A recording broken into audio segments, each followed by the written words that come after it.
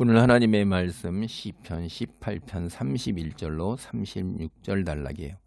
이게 이제 내게 능력 주시는 하나님이에요. 우리가 이 앞에서 다윗이 자기의 일생을 회복하며 하나님이 얼마나 우리와 맺으신 언약에 신실하신가 하는 이야기를 하는 거예요. 그 신실하심으로 우리가 이 땅에서 살아갈 때에 또 이후에도 그렇고 하나님께서 우리에게 능력을 주신다는 거예요. 31절입니다. 여호와 외에 누가 하나님이며 우리 하나님 외에 누가 반석이냐? 이거 답은 뻔한 거죠. 여호와 하나님 외에는 없다는 거죠. 여호와 하나님이라는 거예요. 이게 이제 수사학적인 질문이죠. 그냥 뻔한 이야기를 이제 이렇게 역설적으로 묻는 것입니다.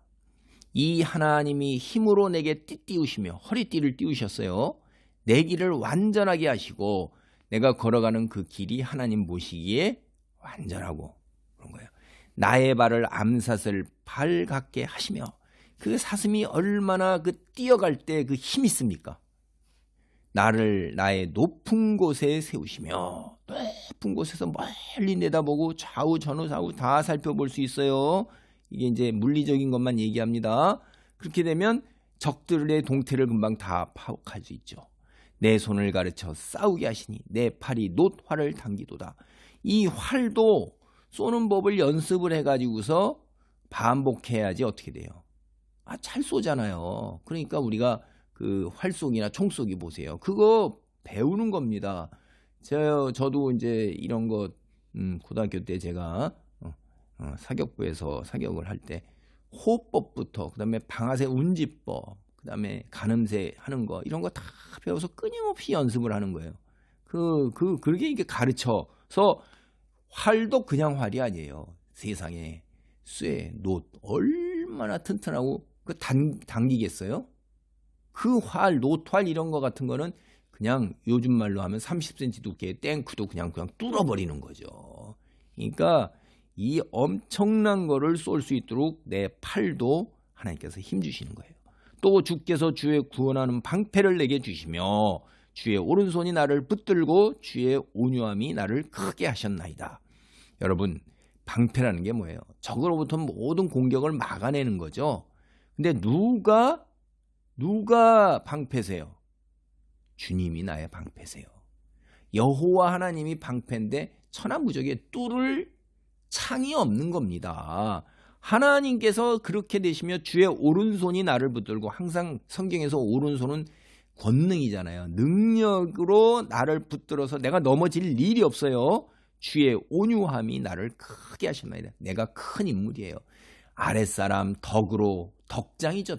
덕으로 이끌고 분노와 뭐 이런 걸로 하는 게 아니라 우리가 징기스칸 이걸 딱 보니까 징기스칸보다 더 크고 위대했던 인물들이 있어요. 징기스칸은 굉장히 작은 부족의 작은 인물이었는데 이 온유함으로 이겨내더라고요. 그래서 부하들이 그 징기스칸보다 더 크고 위대한 부족, 위대하다기보다는 큰 부족, 세력이 큰 부족과 형제를 맺은 거예요. 어릴 때. 그런데 그 징기스칸 이 온유함을 보고 그 형제 맺은 그 큰 부족에 있는 사람들이 그에게 등을 돌려서 떠나면서 징기스칸에 가서 부하가 돼요. 그러면 전쟁을 했을 때 그 사로잡혀 오잖아요. 그걸 가만두지 않습니다. 세상에. 가마솥에다 삶아 죽였어요. 자기를 떠나서 그쪽으로 갔다고. 그러니까 그걸 보고 더 부하들이 치를 떨면서도 떠나는 거예요. 잔혹하기가 자를 수 없는 거예요. 근데 그 사람도 징기스칸만큼 뛰어난 위대한 그 지도자하고 그다음에 탁월한 군사적 능력을 지녔음에도 불구하고 사람들이 떠나기 시작하고 그래서 그 적은 세력을 가지고 징기스칸하고 맞붙었는데도 징기스칸이 적은 세력이었고 징기스칸이 큰 세력이었는데 결국은 징기스칸이 큰 세력이 아니고 적은 세력이고 그 사람이 엄청난 연합부족으로 큰 세력을 거느는데도 전쟁에서 패하더라고요. 그리고 부하들에게 배신을 당해서 부하들이 그를 잡아가지고 징기스칸에게 옵니다. 근데 징기스칸도 부하들을 용서하지 않아요. 군주를 배반한 자는 그거는 용서가 되지가 않는 것입니다. 그리고 참 그렇더라고요. 그래서 이 온유함이라는 게 대단한 거예요. 하나님께서 그렇게 하시는 겁니다. 그리고 내 걸음을 넓게 하셨고 나를 실족하지 않게 하셨나이다. 여러분, 암사슴 발같이 튼튼한 발이에요. 빠른 발이에요. 그리고 보폭을 넓게 하셨어요. 그러면 도망가는 적군을 추적할 때 어떻게 돼요? 금방 추적하잖아요. 여러분, 달리기 선수들이 보폭을 팍 해갖고 빠르게, 남보다 빠르게 하면 뒤에 있더라도 따라잡잖아요. 계주에서도 따라잡고, 우리가 이런 경기 같은 걸 육상 경기를 보면 그렇더라고요. 그게 바로 그런 겁니다. 걸음을 크게 하셨고, 가다가 넘어지면 넘어졌다 일어나면 그만큼 뒤떨어지는데 그러지 않는다 이 말이에요. 그러니까 도망가는 적들도 다 하나님께서 무찌를 수 있도록 그렇게 하시는 거예요.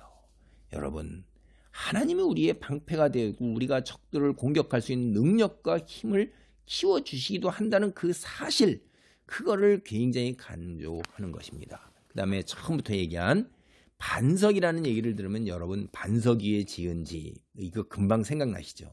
맞아요.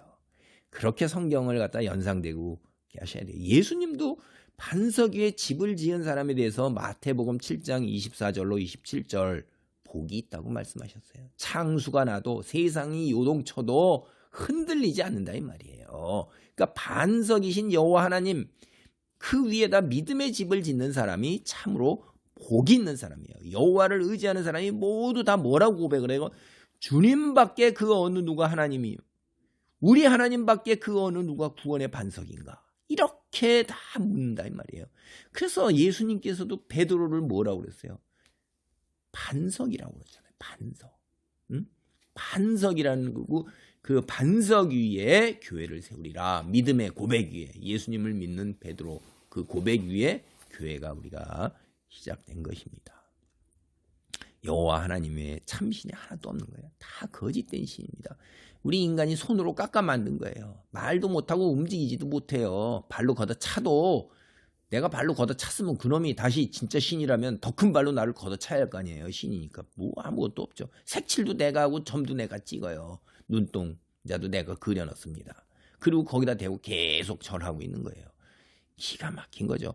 하나님 외에 구원의 반석 없습니다. 하나님, 우리를 방패가 되어주신 하나님이 다시 반석 위에 세우실 뿐만 아니라 공격할 군인으로 무장시키신 거, 그게 이제 쭉 이렇게 비유로 나오잖아요. 강한 팔, 뭐 이런 거 다. 여러분, 승리는 누구에게 있어요? 다윗에게 있는 겁니다. 다윗이 회고해 보니까 자기가 오랜 전쟁을 해왔잖아요. 그거에 다 하나님의 놀라운 은혜다 이거예요. 축복이다 이거예요. 우리가 바로 오늘 영적 전쟁을 수행하고 있습니다. 하나님께서 우리의 방패가 되어주신 거예요. 사탄이 절대 우리를 뚫지 못합니다. 하나님의 그 방패, 때로는 우리가 실족하기도 하고 흔들리기도 하지만 우리의 연약한 믿음 때문에, 그러나 우리는 하나님의 말씀으로, 말씀이 공격하는 유일한 무기예요. 그래서 우리는 말씀으로 사탄의 그 공격과 괴계, 우리의 믿음을 흔드는 거거든요. 바르게 알아갖고 말씀의 근거, 예수님이 40일간 금식 후에 사탄의 유혹을 물리칠 때도 말씀으로 물리친 거예요. 그러니까 성경을 많이 읽으시고 기도하는 가운데 깨닫게 해달라고 그래야 돼요. 바르게 깨달아야 돼요.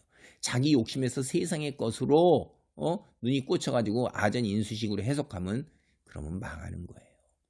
그래서 말씀과 기도와 찬양, 감사 이런 것 속에서 어떤 형편에 처하더라도 믿고 의지하시면서 선한 것으로 좋은 것으로 채우시는 하나님, 최후의 승리가 보장되어 있는 거예요. 과정이 다소 힘들 수 있어요, 우리가.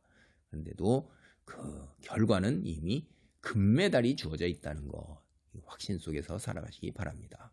기도합니다. 하나님 감사합니다. 천국 입장이 허락되어 하나님의 자녀로 택하여 세우심을 받았사오니 빛의 자녀로 우뚝 설 수 있도록 도우시고 늘 함께하옵소서. 여호와 하나님께서 우리의 방패가 되시며 나를 강한 팔로 권능으로 덧입히신 것을 믿고 주님 영적 전쟁에서 승리하는 삶의 자리를 차지하도록 축복하옵소서. 예수님의 이름으로 기도하옵나이다. 아멘.